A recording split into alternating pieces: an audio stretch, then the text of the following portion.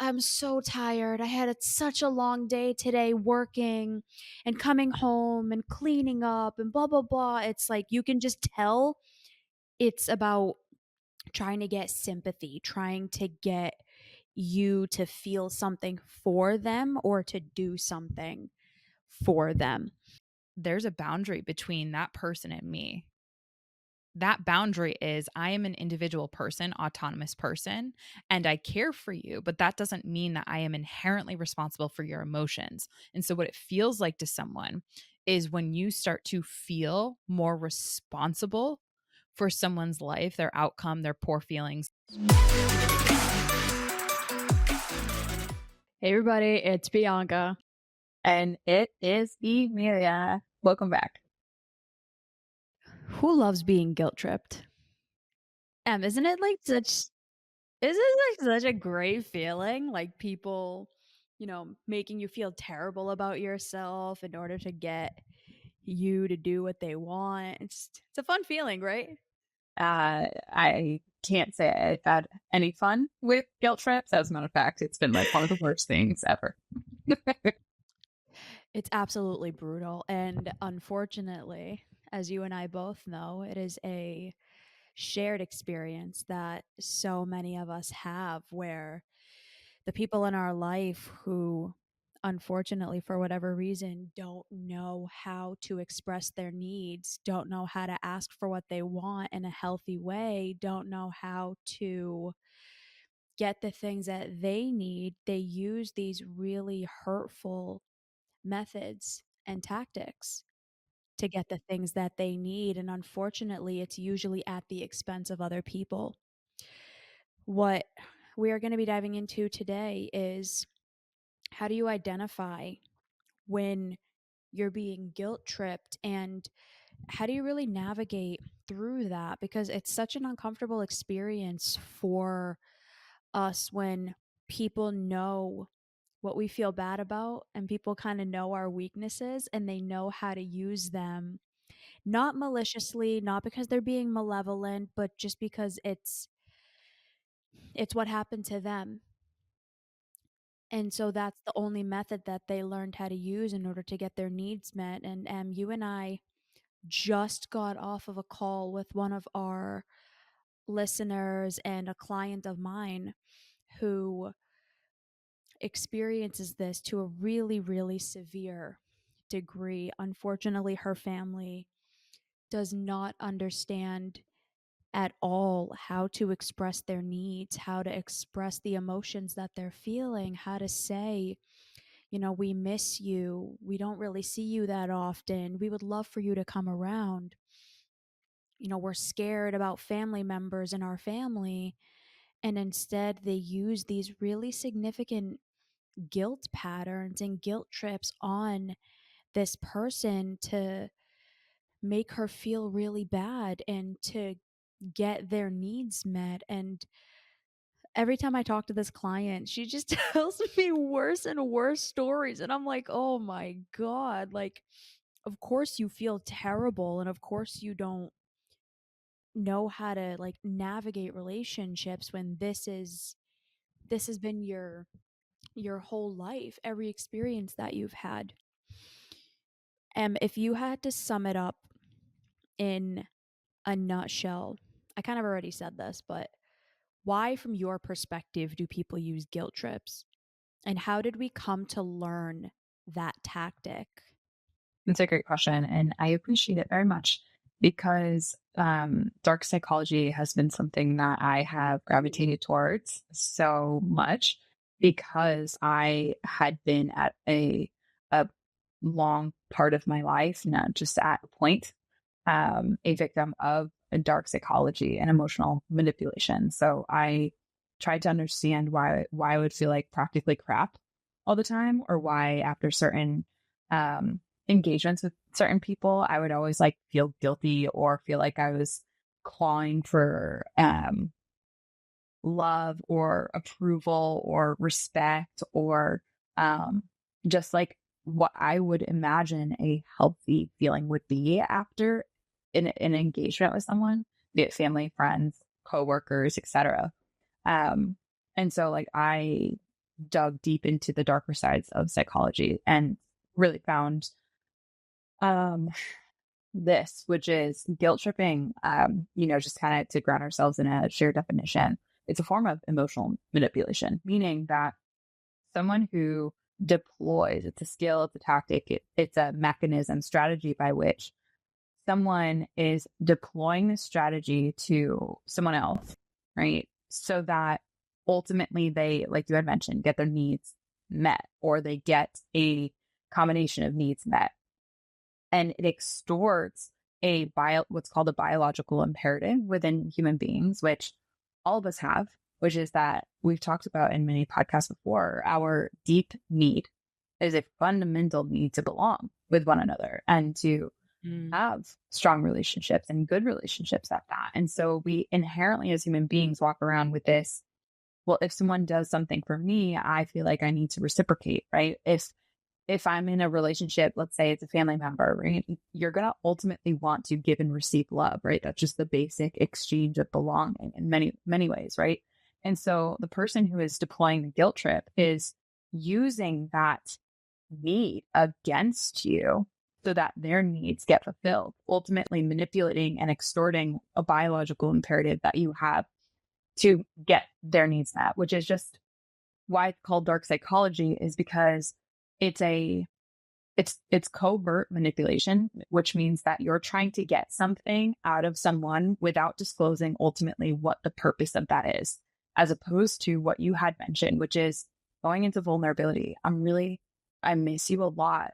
I want to spend more time with you, right? Being more overt and explicit about what your intentions and what your needs are. And to answer your question, a lot of us, don't learn how to do that.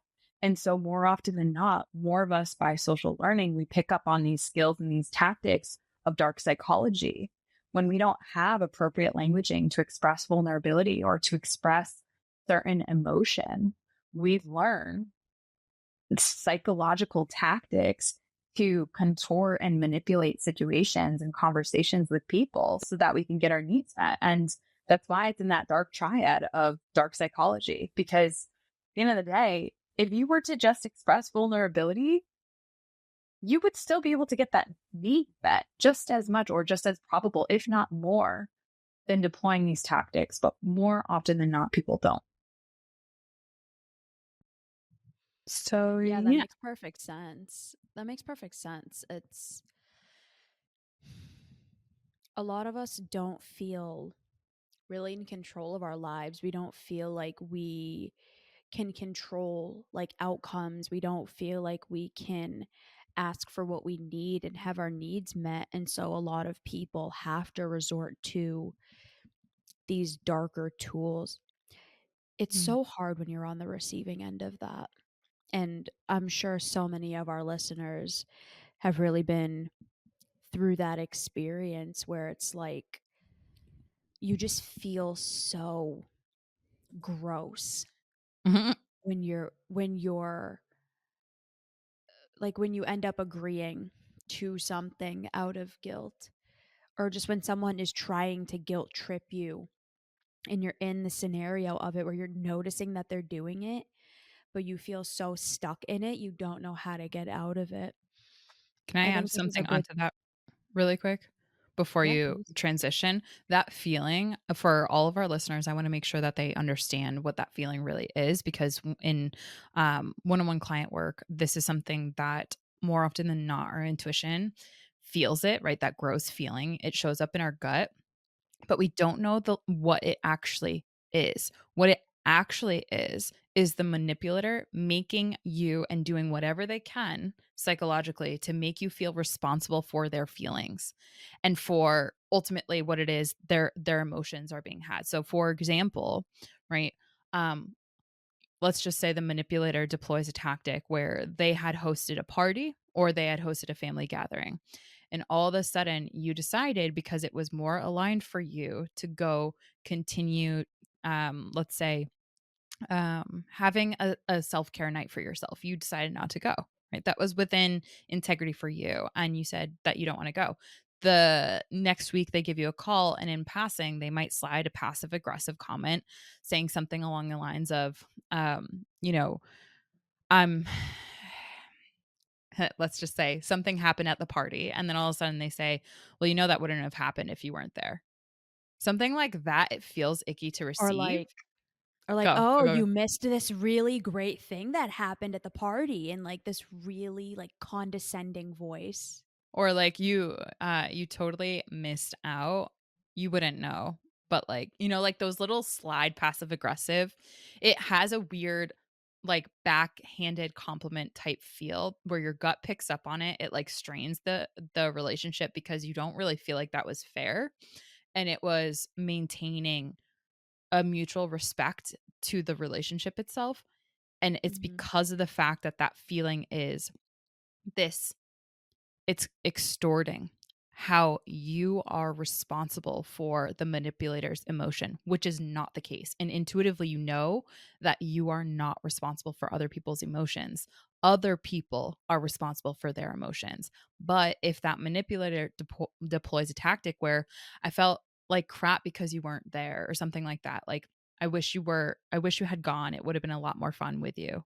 Like, okay, how do you feel about that? Right? Like you can talk through emotions, but you are not responsible for the other person's emotions. So I just wanted to put that in there because I think some of the big aspects when we talk about this conversation, people can feel like, "Oh crap. I don't really know how to navigate these situations, especially when I am or have experienced or that's been my entire childhood, my entire relationship. I get guilt trips left and right. You don't really know number 1 what it is when you do have that feeling, that gut punch. And then number 2, you don't know how to kind of climb the ladder out of that or how to navigate those situations. So I mhm. just wanted to put that languaging in there for our listeners to really identify what that feels like and what it really represents, which is you as the recipient of a guilt trip are led by the manipulator to feel responsible for their emotions, which you in fact are not and your intuition knows that. Alright, let's dive deeper into this then. How do you identify it? For someone who's listening to this where, like, they know in their gut it's happening, but they can't put the language around it, Yeah. how do they identify it? And then I think let's dive into how do you kinda get out of it? Yeah. So, because the root of it is in the exploitation of I would say a core wound in the responsibility aspect, right? We feel because of that, let's start there with that biological imperative. Like we need to belong to one another, right? We feel this deep inherent sense of it's like that tribal mentality. We feel responsible for our friend. We feel responsible for our family members. Any bad or sadness or issues that happen to them, how challenging is it for us not to hero up and want to just solve their problems, right? That is right there Mhm. where that social blending biological imperative is. And that wounding that we all experience is there's a boundary between that person and me. That boundary is I am an individual person, autonomous person, and I care for you, but that doesn't mean that I am inherently responsible for your emotions. And so, what it feels like to someone is when you start to feel more responsible for someone's life, their outcome, their poor feelings, the woe is me, right? When they start kind of being and playing that victim mindset, and all of a sudden you start to notice your fusion, what's called fusion with that mindset of like, oh man, I contributed to this. And you start kind of Mhm. gaslighting yourself. That's what it feels like when you feel fusion with the poor outcomes, the bad experiences, or the woe is me narrative that the manipulator ends up deploying. Does that make sense? So it starts with body awareness and understanding, like, the uncomfortable physical sensations that you're experiencing, and then this emotional like, oh my god, I feel like I'm being pulled into this person's emotions, I'm being pulled into this person's narrative and dialogue because they're trying to make me feel something. Yes, one of the best analogies that I've given, that I believe I've given to clients in this situation is imagine yourself carrying like a backpack. The backpack represents what your emotions are and like the container that allows you to feel and pick up or put down certain emotions. What it feels like is you have more you're more burdened by someone else's backpack. The backpack Mhm. represents their emotions. And so you kind of feel heavier and you don't necessarily know why because you weren't conscious that you picked up their backpack of emotions. So that body awareness, literally in your somatic expression, you feel bogged down more and you don't know Right. why. The why is because you picked up their emotional baggage. Right. And when someone's guilt tripping you, they might not use the word you directly. They might say like, "Oh, well, you weren't there, so blah blah blah blah blah."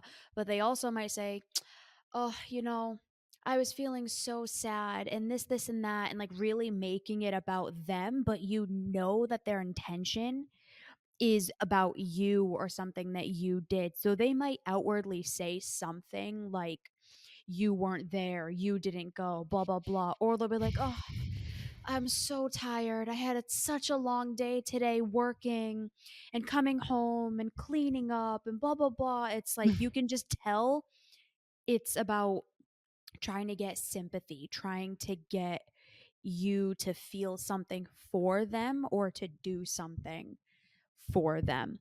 My client that Yeah. I was talking about, one of her relatives literally said a comment along the lines of, one of your family members is going to pass away and you're going to feel so bad about it because you weren't here to say goodbye. And it's like, oh my God, this person isn't even sick. Like, why are they all of a sudden going to randomly die because Mm, I'm not in the same town anymore? Like, that yeah. one is direct. But if I were to Mm. say something like, let's say Amelia and I had plans and it would just, like, never Ah, happens, but I knew you were gonna giggle on that see, one. that that that that, Right there. that was it. I just Mhm, guilt tripped mhm. you. I know, I know. That's why I said, "Ha, ha, ha." I knew you're gonna giggle at that. Mhm. That's overt. I mean, covert. Mm. Covert. I said something, it wasn't direct, but the intention was to make Amelia feel bad. Now that Yep. wasn't actually true, and I hope we're okay. I was using that as an example. Yeah, we're good. No, but that's how small and insidious this is. It can go totally beneath your radar, and humor is actually a really great cover for covert manipulation. So we just demonstrated that in real time, y'all. You're welcome. Thank you for playing with me on that. Um, so now you guys have been able to identify it, right? The person is trying to do something or say something to make you feel a certain type of way, usually sympathy or guilt or embarrassment or something, because they want you to feel or act differently in a way that's going to benefit them. It's a concept of indebtedness. I wanna make sure that it feels I share that because of the fact that they are extorting your empathy. I imagine 2 scales. You are indebted to them when they deploy this tactic. That's why it feels like a heavy burden that you need to take off and give to them. You owe them something is ultimately what that feels like. Think about like the holidays coming around too. It's like, oh, Heard.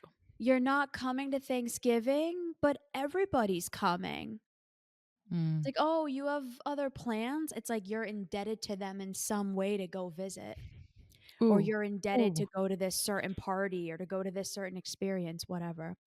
So, Yeah. you have the feeling pop up, you notice the feeling pop up. I think number 2 is understanding, and this is gonna take a lot of skill and a lot of practice, but Mm. trying to really understand what the person is actually asking, I think is step number 2. What Would is you the agree? need underneath this? Yeah, asking the Right. question, what is the Okay. covered up need that they have that they're trying to get met that I within myself always have choice and autonomy to either meet or not. I think that the bill of rights is so important to have here that I am not they are not entitled for me to meet their needs. Right. That's so important. So yeah, Yeah, I would agree. for sure.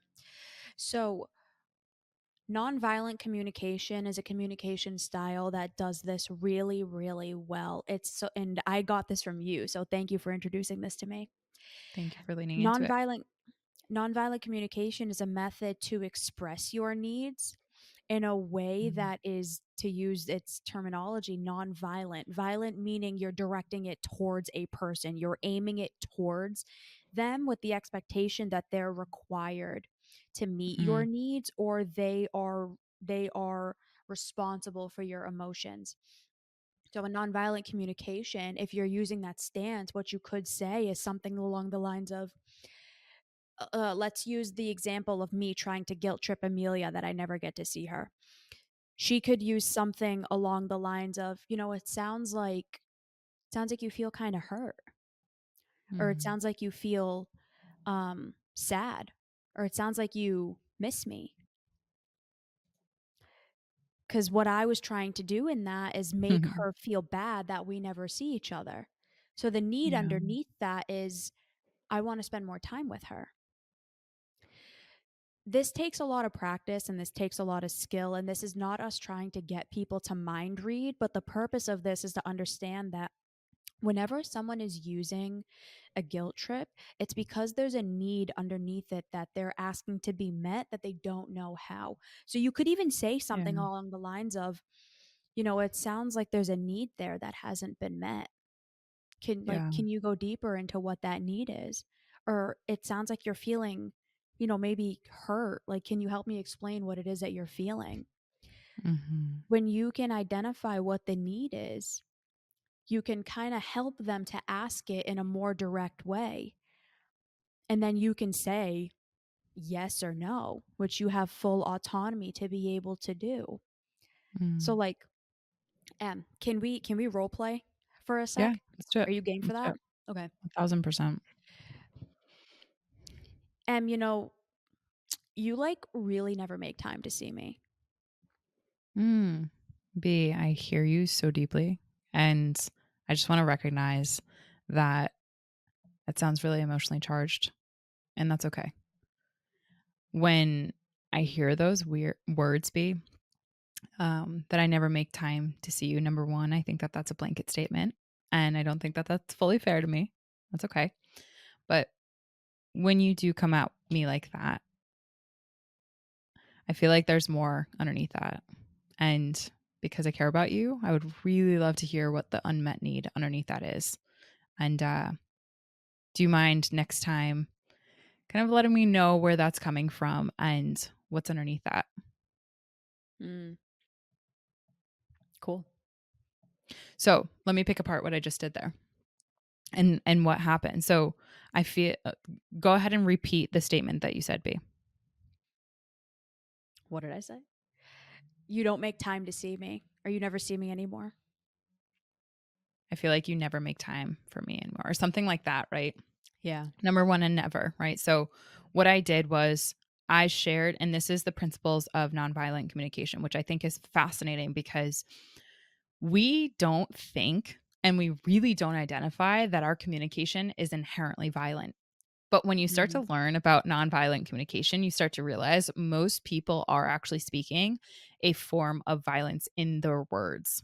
So, whether that be in the tonality that you choose, whether that be in the languaging that you choose, how you construct your sentences, when you choose to express a need, how that comes, it usually has some element of passive aggressiveness or overt, I'm sorry, covert manipulation in it. And so, like, that is on the spectrum of violence. Violence doesn't just mean yelling. Violence means not actually being vulnerable in who you are. Violence means covering up your intentions, right? So what I had shared was number one, I heard and made an observation, right?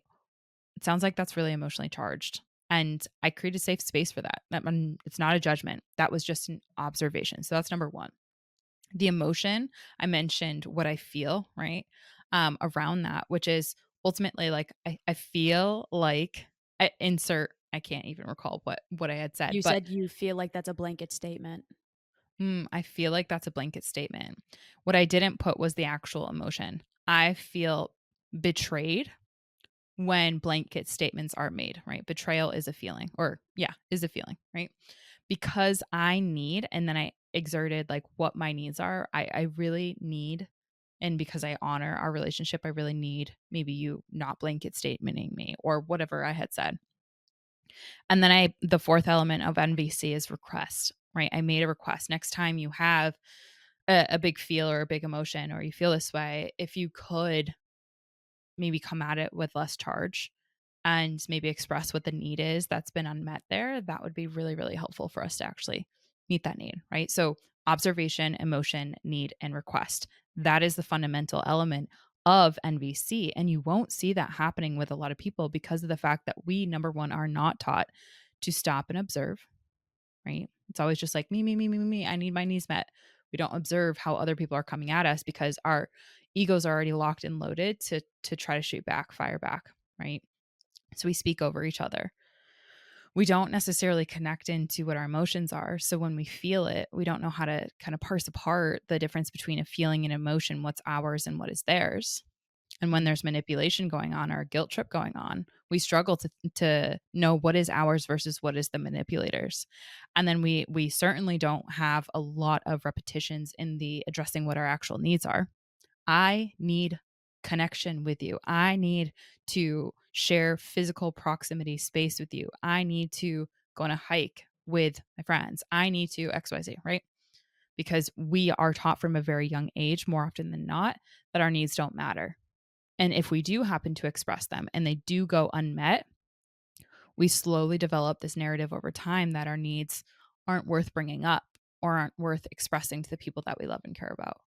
And so that's a really big element. And then the last one, the request, right? We aren't great at asking for something, especially something Mhm. that is going to honor how our needs need to be met, right? So for blanket statements and nevers to be thrown at me, that's just not fair to me, right? Like, and if it is, then I'm willing to rumble in that, but I really don't feel as though that's fair, and it doesn't offer what's called an exploratory conversation to really suss out what the needs are on both ends so that we can integrate the needs. And so requests are really, really powerful, and nonviolent communication gives languaging for that.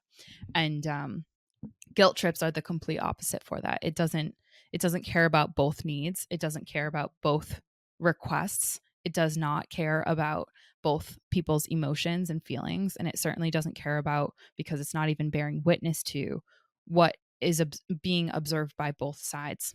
And when you think about relationships, there are two sides in guilt tripping. There's a conscious effort to only focus in on the manipulator side. Well said.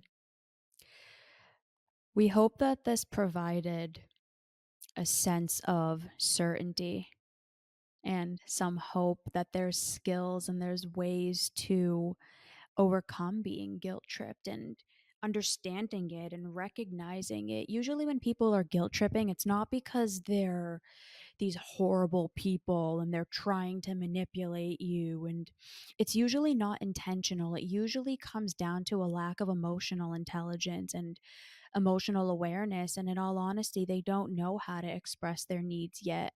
Now, that doesn't make it okay by any stretch. What it does mean is that there's a skill deficit here. And with that skill deficit, there can be some teaching and some learning by maybe you modeling that. So, your ability to learn these skills will help you to be able to have more meaningful and really fulfilling relationships where people understand how to express their needs, how to get their needs met, and how to cope when the other person isn't capable of meeting their needs. Because that's another really big part of guilt. The person who's trying to guilt the other person doesn't know how to regulate when their needs Yeah. aren't met. They don't know how to cope when someone says no, and so they hope that their intention is that if I make you feel bad enough, you'll just do what I want Yeah. because I don't know how to cope with this. I don't know how to regulate my uncomfortable feelings.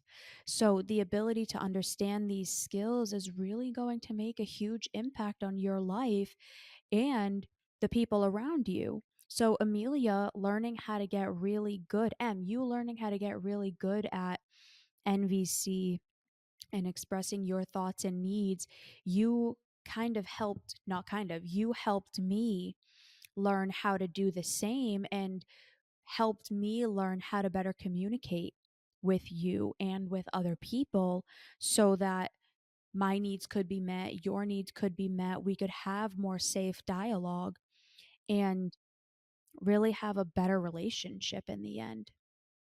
Thank you. I appreciate that so much. And one of the elements, you know, that we really didn't touch deeply on, but you just mentioned briefly that I want to go into the emotion that I had felt when I know we were role playing, but even in hearing that, the emotion was injustice. And we all, when we're being guilt tripped, we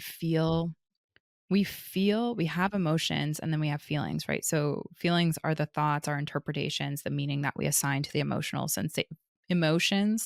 and the physiological sensations that we experience as a result of our energy in motion, right? Emotion. The injustice was the feeling, the emotion, quote unquote, that I was experiencing. I would say feeling more than anything, than the actual emotion. And what I had done in that right there was emotional regulation, because the feeling of injustice for a friend, especially you, right? If we were in that simulation, the brain doesn't know the difference. It's like, whoa, this isn't fair to me. And so being able to emotionally regulate to where I was still in what's called a ventral vagal state, that is a skill. So I do just want to encourage and endorse what you said. It is emotional intelligence. There's so many skills that are here. And I know that that's what's awesome Mhm. about this, because yes, we pick up on these behaviors of covert manipulation unintentionally. And when we do it, it really doesn't mean that we're a bad person or that we're this horrendous, flawed individual. It really, what it means is that you haven't yet cultivated the skill to emotionally regulate, right? To navigate when there is distress between you and another individual, or that person and Mhm. you.